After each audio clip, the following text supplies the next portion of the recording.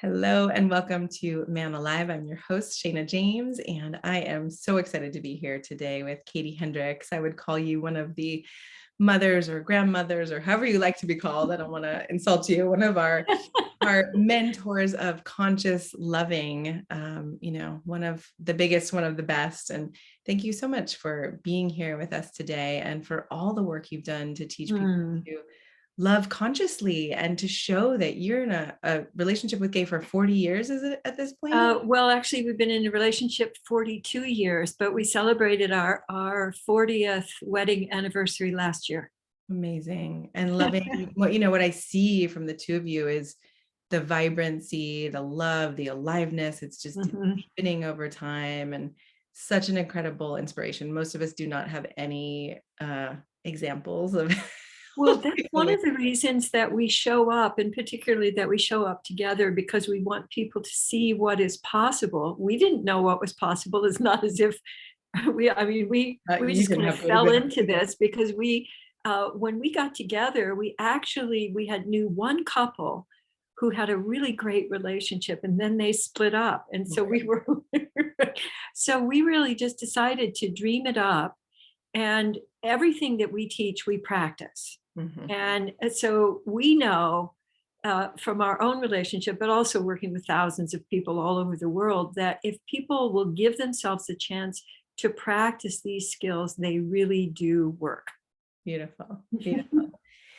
Okay. So when you say they work, can you give us a sense of what are you experiencing with Gay that what is it like? Because it's hard to put words to it sometimes. It is hard to put words to it. One of the things we invite people to do is, if they're reading anything of ours or if they're seeing a video, is to let themselves kind of drink it in, to take it in with all of their senses, to not try to figure out why, but to really, as if when you look at a movie, sometimes you can get so absorbed in the movie that you think you're in the movie. Oh, yes. Well, we invite you to go ahead and come into the movie and go, whoa, I don't know what it is they're doing, but I really want that. And to let yourself do what we call osmosing, that you just, or right. Not overly mentalizing it or trying to No, because mentalizing it keeps you in a very smart part of your consciousness. But if you let your whole body experience and take that in, almost as if it's a kind of a dance that you're entering into, then you get the benefit of, I would say, one of the things that really surprised me is that I feel both a depth of knowing, this deep depth of knowing, and freshness at the same time. And for me, that occurs on this kind of vertical dimension, because we're changing all of the time, but it's in a way of expanding our ability to give and receive more love. Yes. That's our biggest commitment that we hold. And so every day I'm living into, how can I expand my capacity to give and receive? So that's one of the things that I keep finding new things to appreciate about Gay. New things to appreciate about what opens between us. That was really surprising, is what some people call the we space. There's something else the relational space has its own entity.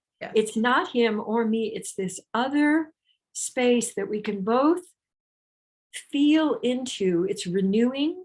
It's a place to rest into. And it gives me the sense that I don't have to be anything other than myself. I can be, it was something I'd never experienced in my whole life, that the more I open up to my own authentic self, the more Gay loves that, and can feel like the dimensions in me. It's like the facets, of a jewel and as the light of our consciousness keeps shining, we just keep developing more ways of experiencing each other.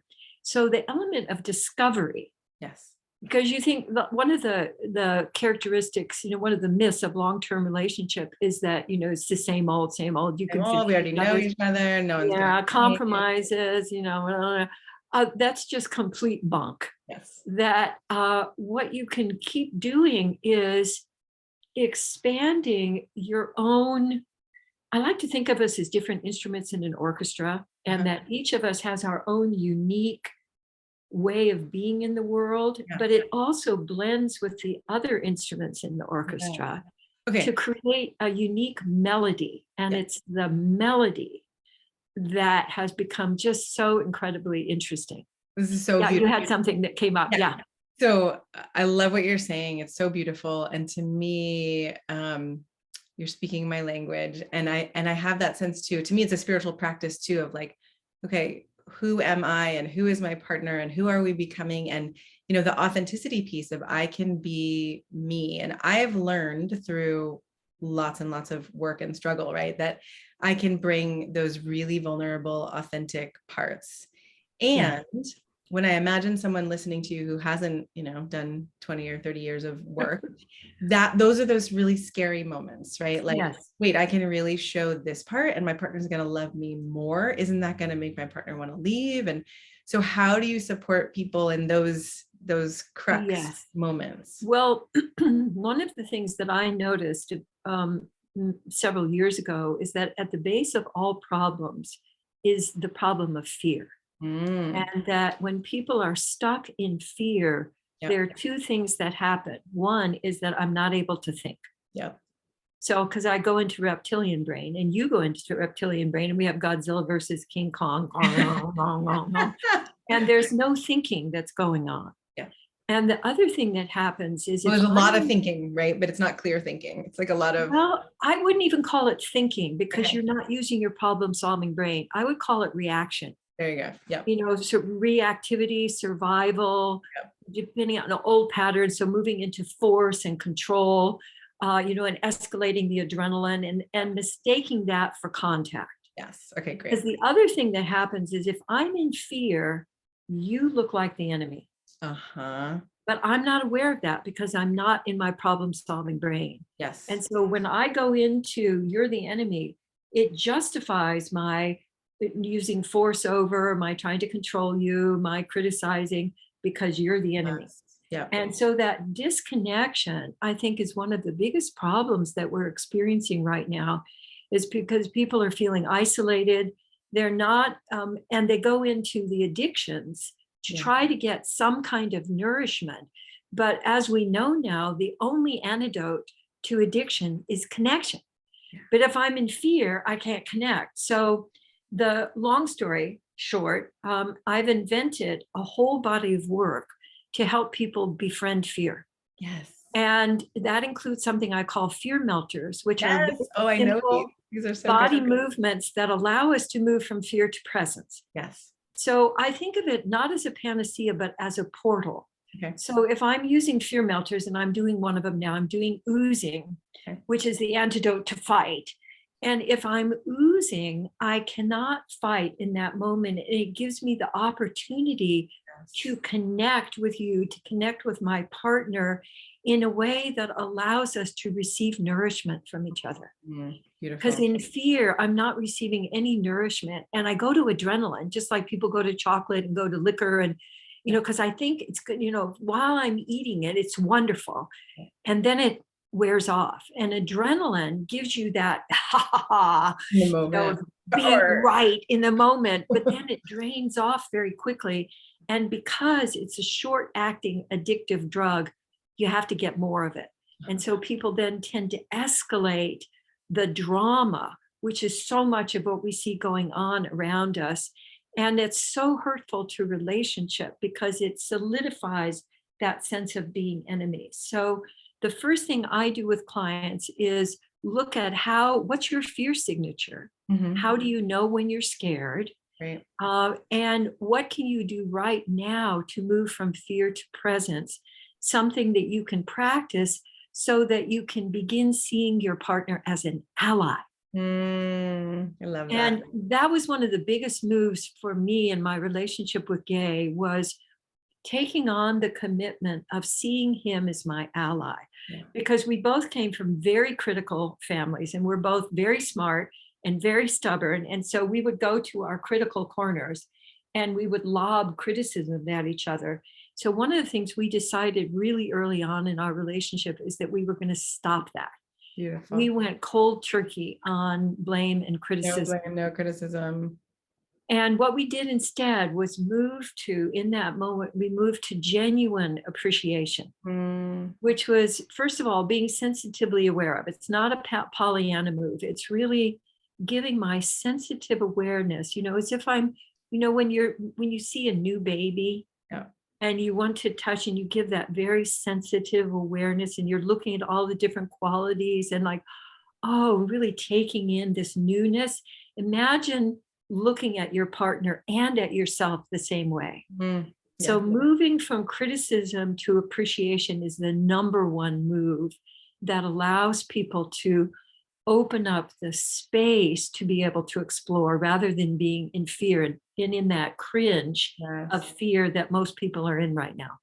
I love that. And I'm appreciating that you said you made a commitment, because I've had some of those, like I committed after my divorce 10 years ago that I was not going to speak until I could say something that was kind and caring and was going to forward a situation, right? And that commitment feels like it has been the fundamental, underlying part of why I'm now having conscious relationships. And so I could see that, right? It's like, Yeah. it's so easy to overlook Commitment. that word, but I feel like when we make those commitments to ourselves and our partners, that Well, the act of committing, in fact, I'm going to stand up for just a minute to illustrate that the act of committing yeah. is actually stepping in. You're Mm-hmm. stepping in fully. So most of the time, people in relationships sort of like this, one foot in, one foot out, and kind of looking to see what the other person. But when you commit, you go, okay, I'm in. Uh-huh. I'm in. Which I imagine would help settle the other person's nervous system. Exactly.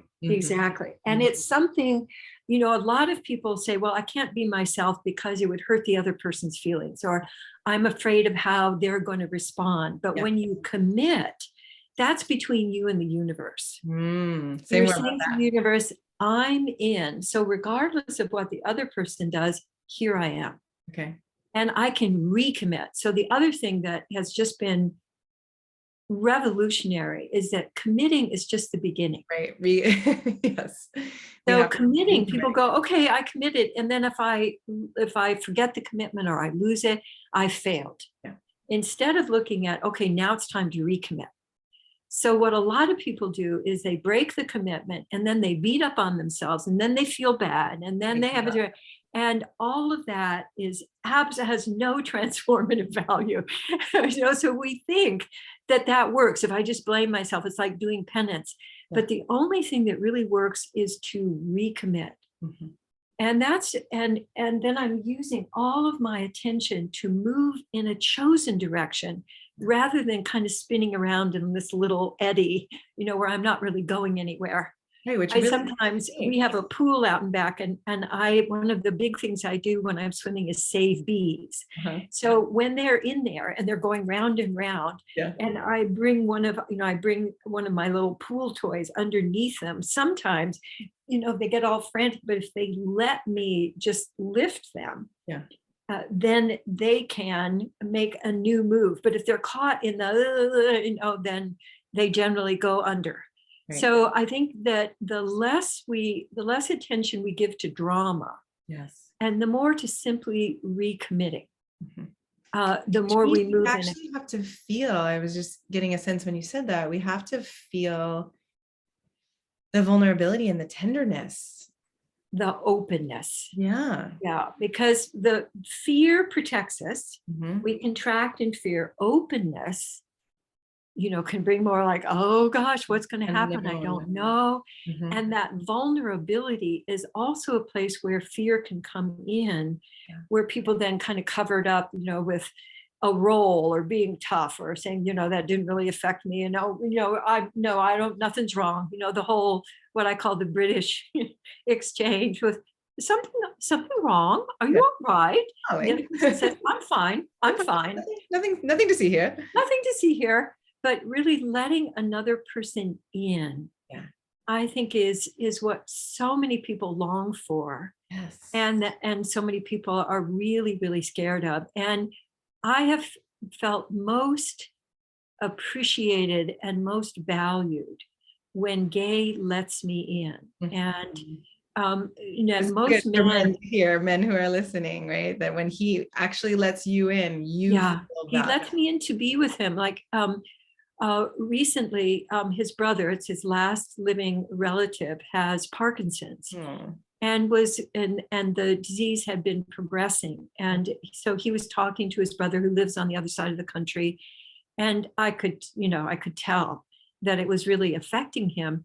And then to be able to be with him as he's just feeling his feelings and sharing those with me, I could feel what a support that was for him, but also what gift it was for me to Yes. be able to just simply be with him. And a lot of people say, oh, I have to fix it, or I have to, make it go away, or tell him that there's nothing to be scared of. But instead, just simply presencing, being with, is such a gift to both of us. And I could feel him moving through that and making choices, and being able to be of support to his brother, but also not sacrificing his own wholeness, his own sense of himself in what's a challenging situation, because his brother is, in the process of dying. So Yeah. it's not immediate, but Not immediate and it's not easy. So, okay, can we stay with this one for? please. Oh, yeah, please. So I'm imagining a man listening and hearing you say, okay, it was a gift that he was vulnerable with you.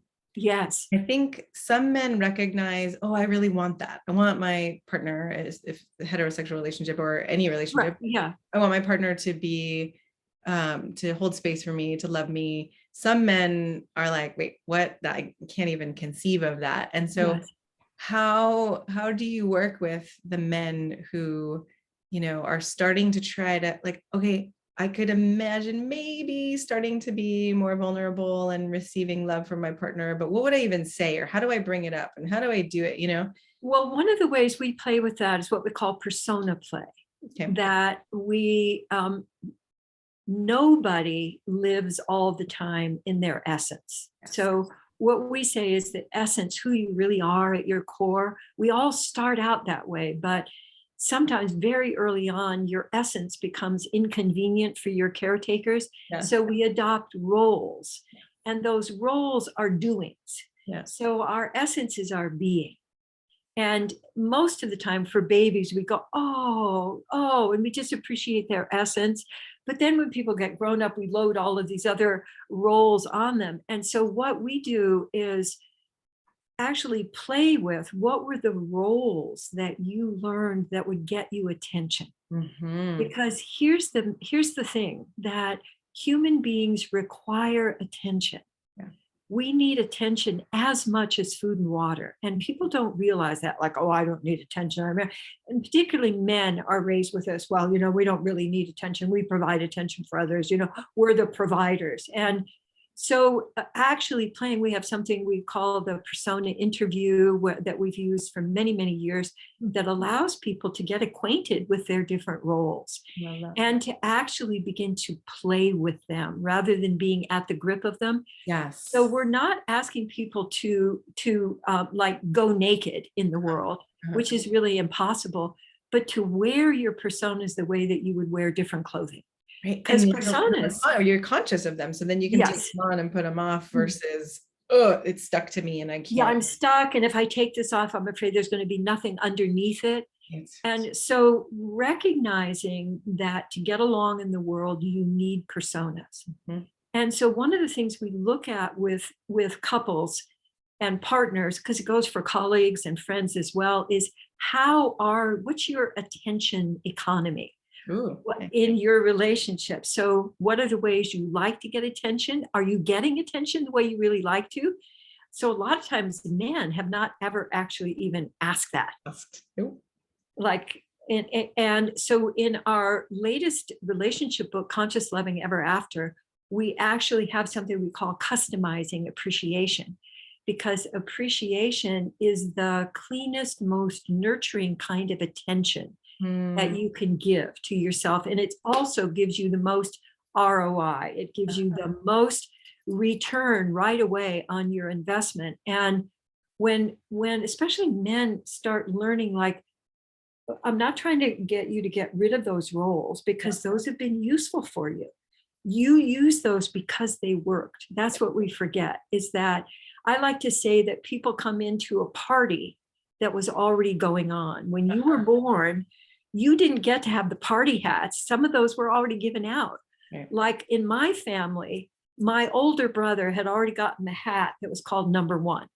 And so when I came in, I literally developed some number two personas. So, I think it's Avis, the Avis car company used to have a tagline, "We're number two, we try harder." And that it was absolutely my Your MO. tagline. Yeah.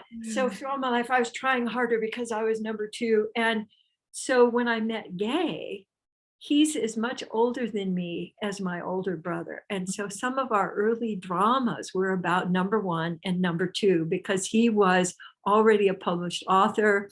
I'm this crazy, weird dance therapist person who makes, has people move to, Right. It's a little less, in the norm of right. our Yeah. culture. So, and so the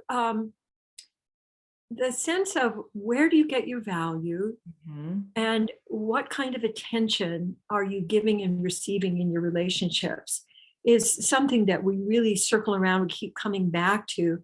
But seeing how we can simply loosen the grip of personas so that you can wear them when you want to, and that you can release them when you don't really need them. It's really like having a very well-appointed closet. Where you can. I think for this meeting, I'm going to do. I'd like to choose this persona. Well, yeah. and the brilliance for couples who haven't, who don't know about this, right? I often find there's a meta conversation around, okay, how do we want to treat each other? How do we want to listen to each other? Right? And so for this sense of, we have these personas. How do our personas relate to each other? And then that becomes incredibly fascinating, because my number two persona then required Gay to be number one, because otherwise I wouldn't have somebody to play with. So we then realize that we're setting up patterns with each other that we can change. Yeah. We can loosen them. And the only effective way I found to do that is by playing. People will not let go of a persona if you're shaming them, or you're trying to coerce them, or you're criticizing them, or saying, "Oh, you're doing that again. When are you going to stop doing that?" But to actually play with by exaggerating, because when we do the persona interview with people, we have them actually like, how do you stand when you're in this persona? And what are your facial expressions? And now do that more. Now exaggerate it. Yeah, exaggerate it. And then the persona gets a name. And then we ask the persona things like, what are you most proud of? And when did you make your first appearance? Wow. And it's been the people, I can see them just open up to, this whole learning thing can actually be fun. Yeah. I can discover, rather than thinking that there's something fundamentally wrong with me. Right. So that whole original sin piece is, I think, what people are really struggling with. There's something fundamentally wrong with me. My partner's going to find out about it unless I cover it up. I cover it up and protect myself. And I protect myself, and I let know everything's fine and I'm fine. Yeah. So that whole opening, I think, is the lifelong practice of close relationship, is that you get to open more and more and more. One of the things Gay and I are experiencing, and this got amplified during the pandemic, is we literally had the same thoughts at the same time. Wow. And for really valuable, important things, but also things like, are we going to have lettuce? Are we going to go for lettuce? Are we going to go for sauerkraut? And we're both, or like, I want to ride my bike. And so there's such a beautiful syncing between the two. Yes, there's a syncing, but it's not a solidifying or a losing of our identity. It's really so it's not like you're separate. You're not losing your freedom or anything. Nope, like or that. our individuality, but we have all of this at the same time, which sounds really weird. I don't quite have words for it yet. So I feel myself fully, but I also feel Gay fully. Yes.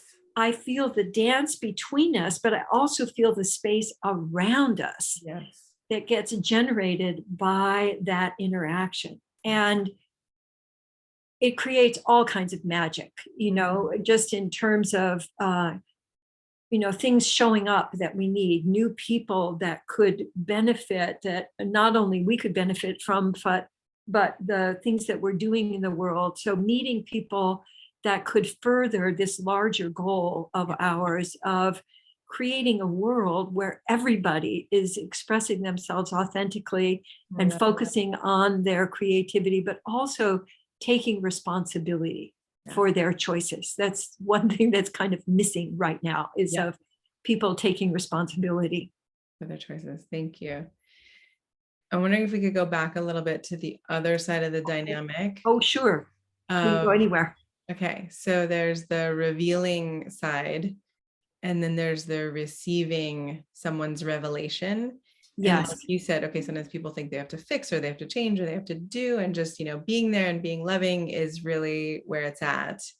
And I think a lot of the men I work with, they get a little like, wait, what? I just being, what, how? That's not enough. I'm not, where are my tools and where can, Yeah. So I had, because that was Gay's filter when we first got together, was, he could pretty much fix anything in the mental or psychological realm. And so if I was expressing something, he would immediately go, well, maybe you should just breathe some more. Or maybe, and about this. Have you tried this?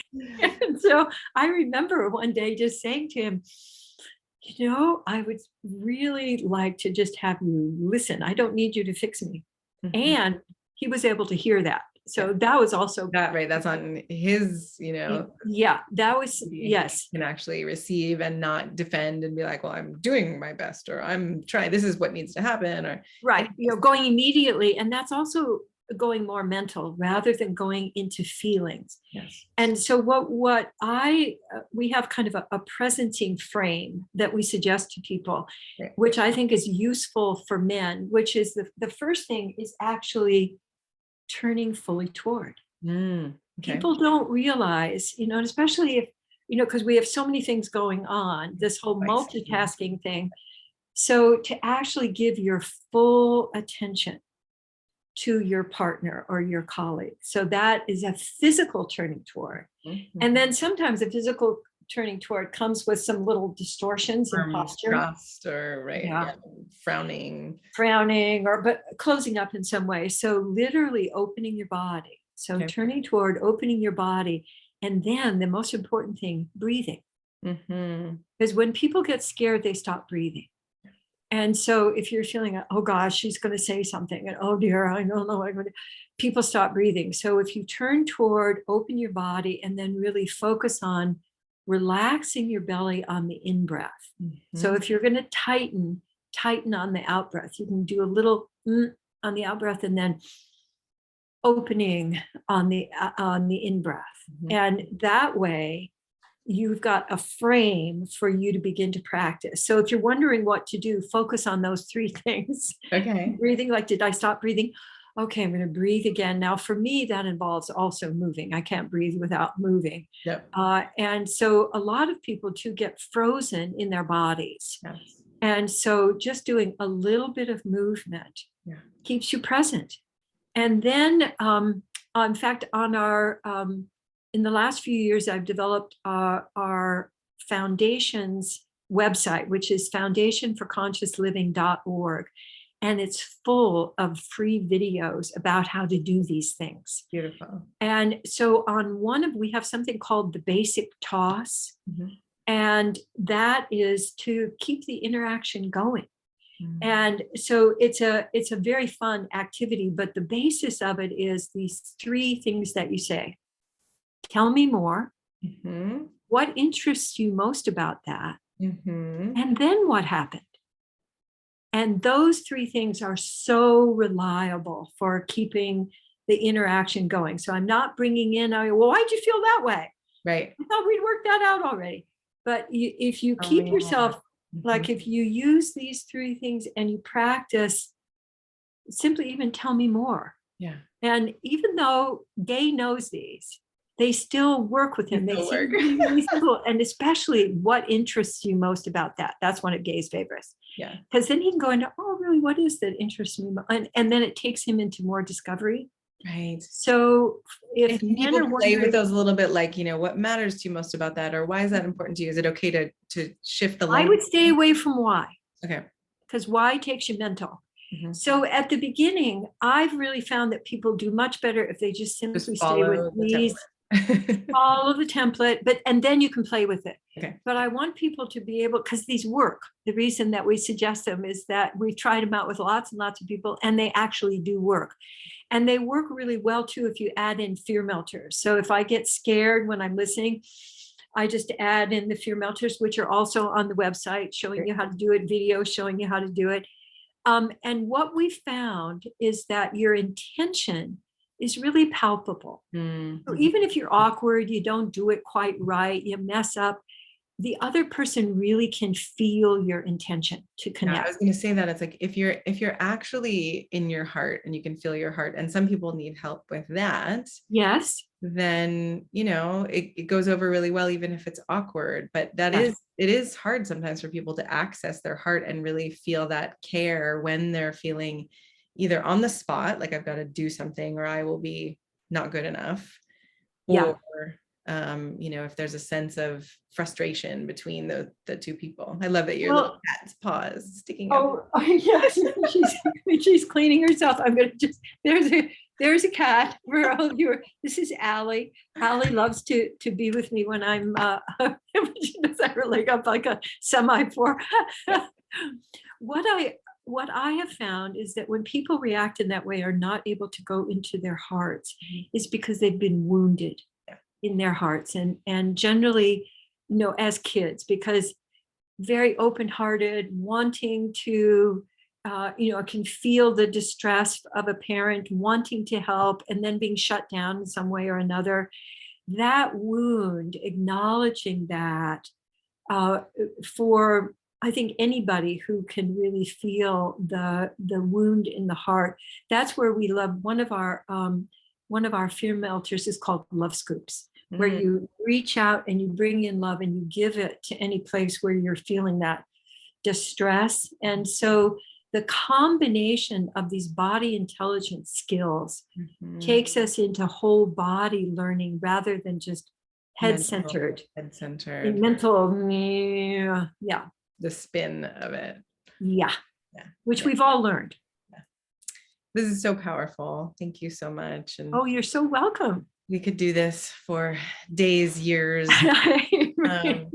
Yeah, I guess I'm curious if there's any last topic you want to cover before Well, I would say that what we have found is that no matter what your past has been, no matter what your relationship history is, you can create the relationship that you want. We've seen this so many times. So if you're willing to, you can begin opening up to first committing.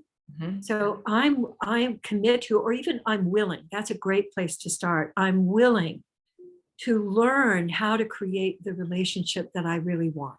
And that begins taking you into some new choices. And then you take that step and you may get scared and you may forget everything, but then all you do is recommit and you get back in the path. So even people who are struggling and having a hard time and they're feeling irritated or they're feeling angry or they're exploding or they're shutting down, or you've seen it all, right? People can actually. Truly, we have seen it all, because been at this and we've been practicing now for since there were rotary phones. That's how long we've been practicing. So we've seen lots and lots of people, and what's especially lovely is that the people who are often the most distrustful and skeptical, of course, when they flip over, it's like Paul on the road to Damascus. People become like, oh my gosh, this is so wonderful. It really does seem like that. The degree to which someone protects themselves, right, to me, is the degree to which someone has such a tender and beautiful and open heart. Yes, and that we can, with our own intentionality, we can welcome people's vulnerability and their strengths.